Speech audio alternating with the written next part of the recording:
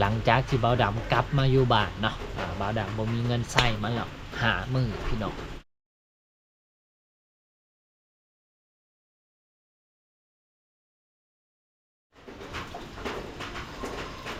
สบายดีและสวัสดีบรรดาพ่อแม่พี่น้องเมื่อสุภูทุกคนอีตืมเช่นเก่าเช่นเคยเนาะ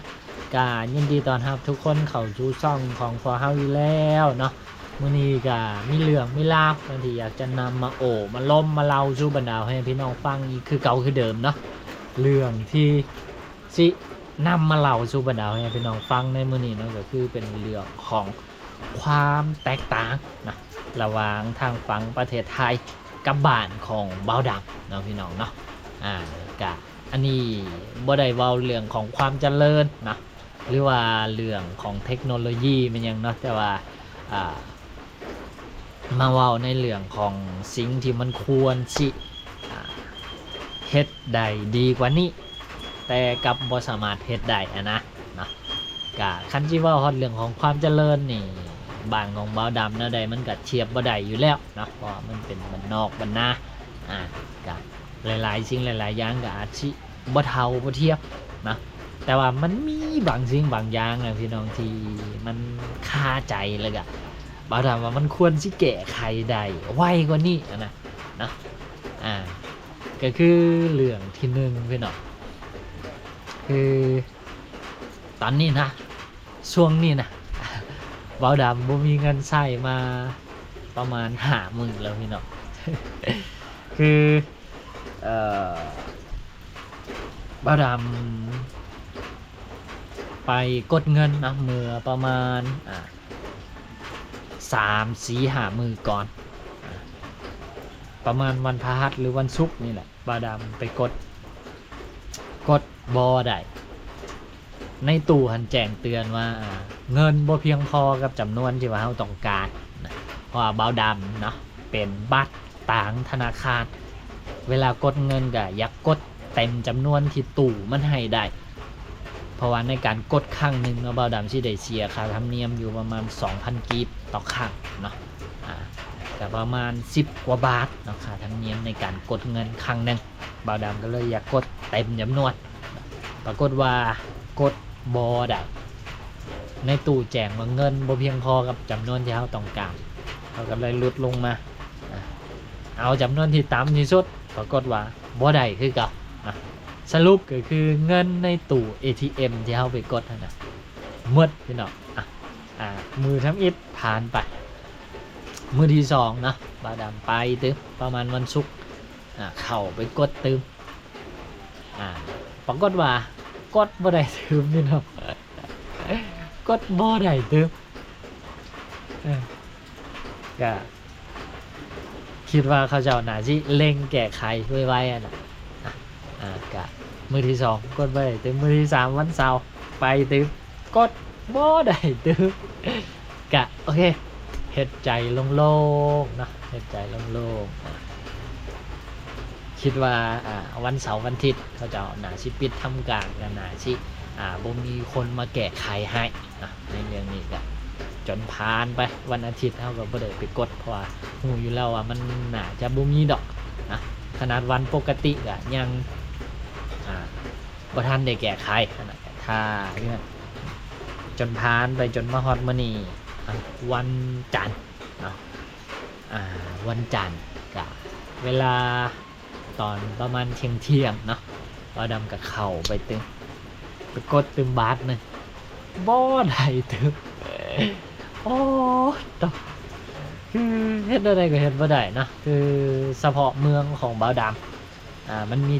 ตู้ ATM อยู่3 หน่วยนะเท่าที่เบาดำฮู้ตั้งแต่เมื่อประมาณ 2-3 ปีก่อนบ่ฮู้ว่าเขาเจ้าสร้างไหมแล้วบ่นะณตอนนั้นคือมีอยู่3 หน่วยที่เขาเจ้าตั้งมาไว้นะก็เฮาไปกด 2-3 เทื่อบ่ได้เนาะทั้ง2ธนาคารเลย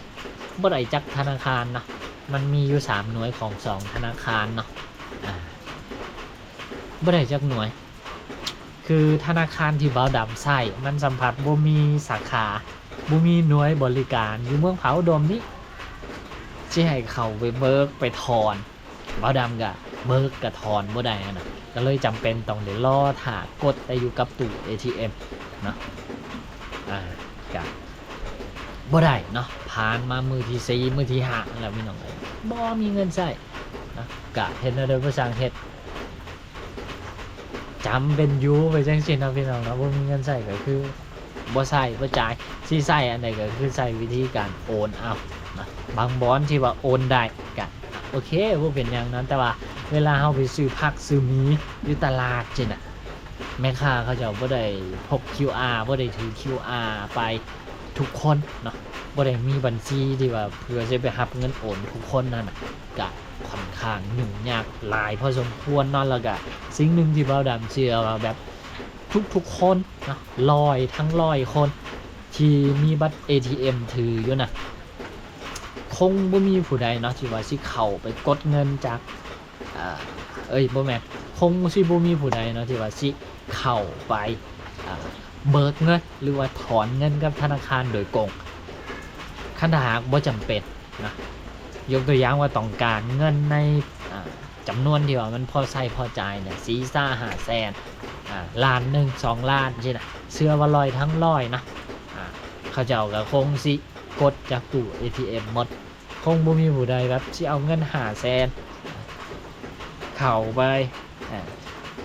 หาธนาคารสบายดีขอมาถอนเงินขอถอนเงินได้ขอเบิกเงินได้เบาดำคิดว่าน่าสิหน่อยคนเนาะมีก็อาจสิเป็นผู้ที่ว่าเพิ่นใส่บัตร ATM บ่เป็นนะอย่างเช่นผู้เฒ่าผู้แก่อันนี้ก็โอเคพอเข้าใจได้นะแต่ว่าคนทั่วๆไปเฮานี่บ่ดำว่ายากเนาะที่ว่าเอาเงิน40 50พันแสน1 2 แสนสิน่ะสิเข้าไปถอนเงินกับธนาคารยากเนาะก็นี่ละเป็นปัญหามา4-5 มื้อแล้วแต่ยังบ่ทันได้รับการแก้ไขนะก็ถ้าหากว่าคลิปนี้เนาะไปฮอดสำนักงานใหญ่ของธนาคารใดก็ตามก็ฝากนะเนาะซอยเร่งแก้ไขให้ประชาชนภายในเมืองพานี่แหละเนาะบ่ดำเขาไปกดเงินเนาะบ่ดำเป็นตังธนาคารก็จริงแต่ว่าทุกๆครั้งที่บ่ดำกดบ่ดำก็ได้เสียค่าธรรมเนียมนะก็คิดว่าเนาะคงสิได้รับการแก้ไขไวๆนี่นะว่าตอนนี้เนี่ยโอ้ลำบากแฮงนะคือนับตั้งแต่เบาดำกำบานมันเนี่ยนะหลายเทื่อแล้วพี่น้องที่ว่ามันเป็นจังซี่น่ะเนาะคือแบบโอ้เท่าบึดหนึ่งเงินหมดบึดหนึ่งเงินหมดโดยความที่ว่าตู้มันหน่อยแน่น่ะมันบ่เพียงพอเนาะกับความต้องการของประชาชนในเมืองพาเพราะเมืองพานี่ก็คนหลายพี่น้องเนาะที่ว่าธนาคารมีเงินบ่เพียงพออันนี้บ่ดำมันคือสิบ่แม่นละเนาะเพราะเรื่องเงินนี่มันบ่แม่นปัญหาสำหรับธนาคารอยู่ละเนาะเพราะธนาคารนี่เป็นสถาบันการเงินสิมีปัญหาเรื่องเงินนี่ก็คือมันก็คือสิบ่แม่นแนวละเนาะก็ประมาณนี้เนาะสำหรับเรื่องที่1ก็คือหลังจากที่เบาดำกลับมาอยู่บ้านเนาะเบาดำบ่มีเงินใช้มาแล้ว5 มื้อพี่น้องเนาะแล้วก็เรื่องต่อมาเนาะก็คือเรื่องของคนส่งนะพี่น้องเนาะเรื่องของคนส่งคือเมื่อประมาณ2 ปีที่แล้วเนาะตอนนี้บ่ดำยังบ่ทันออกไปเฮ็ดงานอยู่ทางฝั่งไทยพี่น้องคนส่งอยู่ลาวของเฮาเนาะคนส่งอยู่บ้านบ่ดำเคยเฮ็ดได้ดีกว่านี้หลายเท่านะพี่น้องนะแต่ว่ามาปัจจุบันนี่ค่อนข้างตกต่ำเนาะบ่ดำว้าวจังซี่เลยคือค่อนข้างซักซ่าหลายเนาะคือเรื่องก็มีอยู่ว่าบ่ดำนะสั่งเครื่องตัวนึงมาซึ่งเครื่องตัวนี้มันเป็นเครื่องที่ว่าอยู่บ้านของบ่ดำบ่มีนะซึ่งมันจะต้องได้สั่งมาอย่างเดียวนะความจริงพุ่นล่ะบ่ดำสั่งมาแต่บนอื่นพุ่นล่ะเนาะแล้วก็พอดีเครื่องหันมาฮอดหลวงพระบางนั่นแล้วก็ทางเขาเจ้าก็ไปฝากเนาะจากหลวงพระบางมาให้บ่ดำวันที่25นะ ตอนเวลาประมาณ12 โมงนะตอนเวลาประมาณ12 โมงแล้วก็หลังจากนั้นก็เครื่องก็จากบอนหับพัสดุนั่นก็ไปสางคัดแยกแล้วก็ไปข้างอยู่สางคัดแยกกันนะจนกระทั่งฮอดมือไม้นะเวลาประมาณ8-9 โมงนะในระบบแจ้งว่าเครื่องของเรานี่ได้เริ่มออกเดินทางเนาะจากหลวงพระบางขึ้นมาหาบ่อแก้วนะจากหลวงพระบางมาหาบ่อแก้วก็ใช้เวลาเดินทางอยู่ประมาณ24 ชั่วโมงนะในระบบที่มันแจ้งได้แต่ว่าความจริงถ้าหากว่าเราเดินทางแบบไปตัวเป้าแล้วก็อันนั้นนี่ก็อาชีพบ่ฮอดนะเต็มทีจะ12 ชั่วโมงอันนี้ก็เดินทางมาพอดี24 ชั่วโมงจึงฮอดแล้วบัดทีนี้นะเครื่องของเบาดำมาข้างอยู่แขวงบ่อแก้วหั่นหลายมือเติมพี่น้องเนาะคือเดินทางจากหลวงพระบางมาฮอดบ่อแก้วหั่นก็ข้างอยู่หั่นอีกเป็นมือ2 มือนะพี่น้องประมาณมือนึงซะข้างอยู่บ่อแก้วหั่นมือนึงทั้งที่ว่ามันมาฮอดบ่อแก้วปุ๊บเนี่ยมันสามารถออกจากบ่อแก้วมาบ้านของเบาดำได้เลยนะแต่ว่ามาข้างอยู่หั่นปุ๊บนะเบาดำถ่ายอยู่แล้วว่าเครื่องของเบาดำมาฮอดบ่อแก้วนี่รอบเช้านี่รถส่วนหลายเนาะปกติที่ออกจากแขวงมาเมืองพานี่ก็ออกประมาณ9 โมง 10 โมงคือว่าเครื่องของเบาดำกันนะสิมาพร้อมกับรถนี่แหละแต่ว่าปรากฏว่าบ่ได้มาถ้ามุนไปฮอดอีกรอบไหมแล้วก็จึงส่งมาซึ่งมือที่มาฮอดนั่นคือยักบ่ยักนะต้องได้พักอยู่สางฮะจนมันควบมือไม้แล้วก็จึงส่งมาอีกสางหนึ่งแล้วก็มาพักอยู่หั่นก็จึงสิขึ้นแจ้งว่าเครื่องนั้นมาฮอดแล้วนะรวมๆนะทั้งหมดที่เครื่องจักรหลวงพระบางก่อนที่ว่าสิมาฮอดเบาดำนี่ใช้เวลาตั้งแต่วันที่25 26 27 28 29 5 มื้อพี่น้องนะ5 มื้อก่อนที่ว่าเครื่องสิมาฮอดเบาดำปาดเพิ่นพี่น้องซึ่งอันที่หนักสุดเนาะก็คือจากแขวงมาหาบ้านของเบาดำเนี่ยแหละรวมๆนะที่3 มื้อระยะทางมันประมาณอยู่70 กิโลเมตรนะพี่น้องนะคือเครื่องมาฮอดแขวงเท่าที่ในระบบมันแจ้งนะเนาะก็คือเวลาประมาณ 7-8 โมงแล้วก็ผ่านไปอีกมื้อนึงนะประมาณ9 โมง 10 โมงของมื้อไม้เครื่องจังออกจากแขวงมาหาบ้านเบาดำซึ่งระยะทางเนาะมันมีแต่70 กิโลเมตรเวลาเดินทางเนาะเต็มทีก็4 ชั่วโมงก็ให้แบบเต็มทีเลยนะวันรถไวก็2 ชั่วโมงก็ฮอดละนะ2 ชั่วโมง 2 ชั่วโมงไปบ่เกิน3 ชั่วโมงนี่ก็ฮอดละถ้าวันรถไวนะแต่ว่าอันนี้บ่ฮอดนะจนข้ามไปอีกมือไม้นะจนฮอดเวลาประมาณ11 โมงของมือไม้เครื่องจังมาฮอดนะระยะทางจากแขวงบ่อแก้วมาหาเผาดมเนาะ70 กิโลเมตรใส่เวลาขนเครื่องจากแขวงมาเผาดมประมาณเกือบ30 ชั่วโมงนะตีไปประมาณ30 ชั่วโมงซึ่งบ่ดำว่ามันค่อนข้างจะซักซ่าล่ะนะซักซ่าอีหลีซ่าเลยแหละนะถ้าเป็นเมื่อก่อนเนี่ยจากหลวงพระบางมาหาบ้านบ่ดำนะเมื่อประมาณ2 ปีที่แล้วฝากมื้อนี้มืออื่นเครื่องเดินทางมือฮื้อเอาไปหับเครื่องได้เลยนะแต่ว่าอันนี้นี่ทบ ซ่าอีหลีพี่น้องเพราะว่าเครื่องนี่มาข้างอยู่หันข้างอยู่นี่ก็คือจังที่พอดำว่าเนาะจากแขวงมหาบาทบ่าวดำระยะทาง70 กว่ากิโลใส่เวลาเครื่องเดินทาง30 ชั่วโมงแล้วก็รวมข้างยุสางบกแก้วหันอีกข้างหันข้างหนีอีกนะก็คือแบบโอ้โทษนักหน่วงเลยเนาะรวมๆก็คือจากหลวงพระบางมาหามึกนะก่อนที่ว่าเครื่องสิฮอดนะกะท้าว่าเป็นเครื่องปกติเครื่องทั่วๆไปนี่ก็บ่ฟ้าวนะแต่ว่าอันนี้เป็นเครื่องที่บ่ดำฟ้าวใช้นะกะโอ้โทษนักหน่วงพี่น้องนะคืออันนี้เป็นคนทรงที่เมื่อ2 ปีก่อนนะบ่าวดำว่าเป็นคนทรงที่ดีที่สุดแล้วก็ไวที่สุดในประเทศลาวนะแต่ว่ามาเมื่อนี้บ่ค่อยปานใดละนะบ่าวดำบ่ฮู้ว่ามันมีการเปลี่ยนแปลงหยังหรือบ่นะเดี๋ยวหน้าสิลองไปใส่คนทรงอีกเจ้าหนึงบ่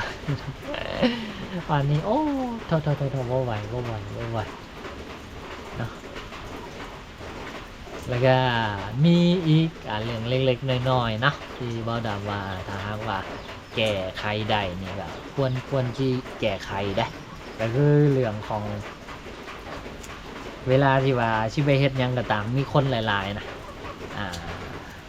ควรสิให้แบบต่อคิวต่อนั่นได้แล้วเนาะบ่ดำว่าคืออันนี้ก็คือแบบไปเห็นอยู่บ้านเพิ่นเมืองเพิ่นนั่นแหละว่ามันดีก็เลยอยากเอามาเว้ามาแชร์มาเล่าต่อเนาะอย่างเช่นทางฝั่งประเทศไทยนี่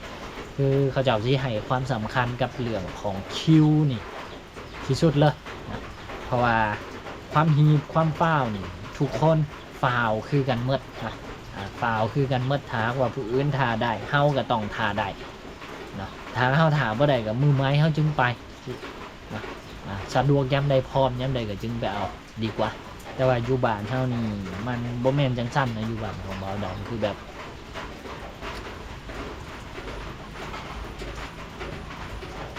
เวลาที่ว่ายักษ์ใดไม่ยังก็ตามนะ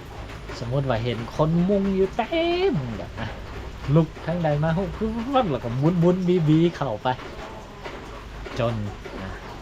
ได้อันนั้นเลยออกไปโดยที่ว่าบ่สนว่าผู้อื่นนี่เขาจะก็ฟ้าวคือกันแล้วก็เขาจะท่าดนซ้ำใดนะคันที่เฮ็ดแบบนั้นเชื่อว่าทุกคนก็เฮ็ดได้เบิดแต่ว่าหลายๆคนก็เลือกที่จะบ่เฮ็ดเนาะอันนี้เฮาก็เห็นใจแล้วก็ส้มเซยผู้ที่เฮ็ดดีทำดีมาโดยตลอดแต่ก็มีบางคนนะที่แบบตัวเองสำคัญที่สุดตัวเองต้องอันนั้นที่สุดนะโอ้บ่ได้บ่ดำมาหลายๆบอลหลายๆทีนะที่ว่าเป็นบอลศูนย์รวมของคนที่ก็ควรสิให้ความสำคัญกับเรื่องนี้โดยการที่ว่าวางป้ายคิวหรือว่าให้กดบัตรคิวอย่างสิเนาะควรสิเฮ็ดนะกะประมาณนี้นะอันนี้คือเรื่องบ่ดี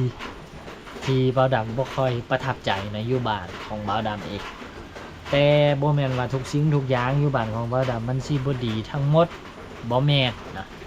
หลายๆสิ่งหลายๆอย่างก็คือเฮ็ดได้ดีแล้วก็น่าชมเชยที่สุดแล้วเนาะอันใดเรื่องใดดีเรื่องใดที่เฮ็ดได้